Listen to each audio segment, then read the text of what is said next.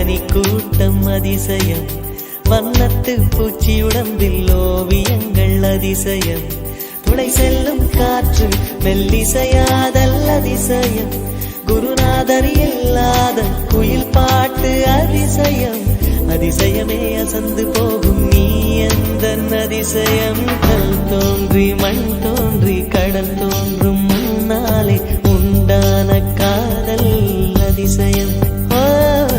16 வயதான பருவத்தில் எல்லோருக்கும் படர்கின்ற காதல் அதிசயம்.